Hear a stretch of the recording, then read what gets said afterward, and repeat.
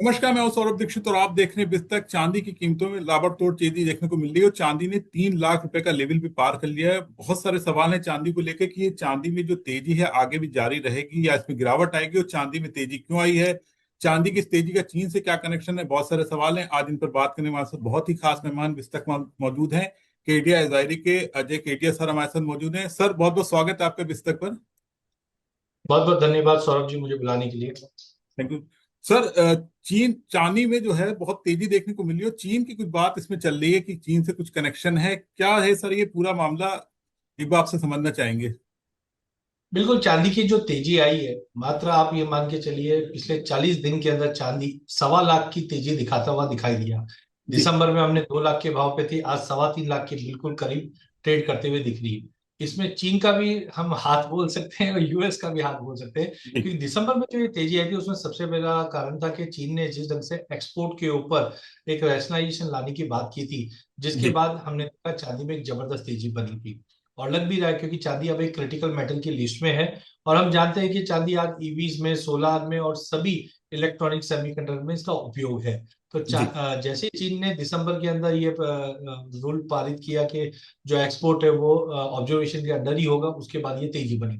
But जनवरी आते आते हमने देखा कि ईस्ट के साथ साथ वेस्टर्न वर्ल्ड से भी कुछ गुदगुदाहट हुई, जो है डोनाल्ड ट्रंप के टैरिफ वॉर का सेकंड फेज, जहां पे जी। हमने देखा कि यूरोपियन नेशन जितने भी है उनके ऊपर एडिशनल 10% टैक्स की बात की गई।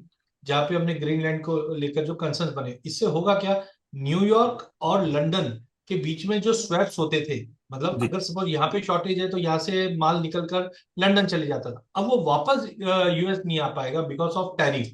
तो जी। कॉस्टिंग का एक इम्पैक्ट पड़ेगा। इसके लिए आप देखोगे तो कल हमने लगभग 7% की तेजी डोमेस्टिक मार्केट में, और आज 4, मतलब 7 और 4 11% की तेजी दिखा चुका है। तो मेजरली मेटल का शॉर्टेज होना प्लस इंडस्ट्रियल डिमांड होना, ये दो मेजर कारण रहे हैं जो चीन और यूएस का इन्वॉल्वमेंट रहा है, और उसी की वजह से हमने ये जबरदस्त तेजी आनी।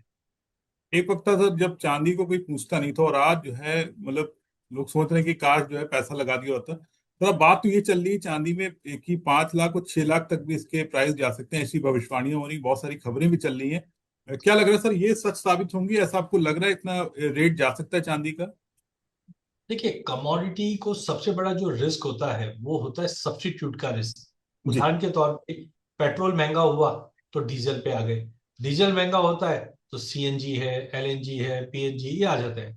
ऐसे ही हम देखते हैं कि कभी भी कोई भी कमोडिटी में बड़ी तेजी आती है, जैसे पिछले सालों में हमने देखा कॉपर में तेजी आ गई थी, तो कॉपर की जगह पे एल्यूमिनियम ने ले लिया। आज आपके घर में जो एसी है, पहले कॉपर की जी। कॉइल हुआ करती थी और अब एल्यूमिनियम की कॉइल है। तो देखिए, चांदी में 56% इंडस्ट्रियल यूज है। और अभी चाइना की सोलार की सबसे बड़ी जो कंपनी लॉन्गी है, इनका एक स्टेटमेंट आया था 7 जनवरी को। उन्होंने बताया चांदी जिस ढंग से $25 से $100 होते हुए दिख रही है, हमारा जी। जो कॉस्ट है वो बहुत ही ज्यादा सीवियरली बढ़ता है, तो हम कॉपर की तरफ मुख मोड़ सकते हैं। तो मुझे लगता है कि यह देखिए, अभी कभी भी जब मेटल की शॉर्टेज होती है उसका कोई भाव नहीं होता, मतलब वो शॉर्टेज में कितना भी ऊपर जा सकता है। जी। बट टाइमिंग ऑलरेडी 250% की तेजी पिछले 1.25 साल में चांदी ने दे चुका है। तो मुझे लगता है कि यस, देखो तेजी तो है, बट $100 या $116 तक का लेवल मैक्सिमम दिखता है अभी। फिर एक करेक्शन भी आएगा, क्योंकि सब्सटीट्यूशन प्लस रिसाइकल है, ये जो इंपॉर्टेंट। और दूसरा, ईटीएफ में जो पैसा निवेश किया जाता है वो जी। कहीं ना कहीं रिटर्न के लिए किया जाता है। अब रिटर्न जनरली 20 25 50% से ज्यादा क्या एक्सपेक्ट करेगा। और आज हमने जो 200% की तेजी देखी है, तो यहाँ पे मुझे लगता है कि जो ईटीएफ का 200 मिलियन आउंस का हमने पोजीशन बनते हुए देखी है, यहाँ पे ये लिक्विडेशन होएगा, क्योंकि रिस्क पॉइंट ऑफ व्यू से ज्यादा बढ़ गया है और अपॉर्चुनिटी थोड़ी कम दिखाई दे रही है, अनसर्टन दिखाई दे रही है। तो मुझे लगता है कि 1.16 इंटरनेशनल में जाके हमारे डोमेस्टिक मार्केट में 3.5 लाख, 4.25 लाख के आसपास जाए। बट जी रिस्क बढ़ रहा है धीरे धीरे। सर, क्या चांदी की कुछ सप्लाई में दिक्कत है, या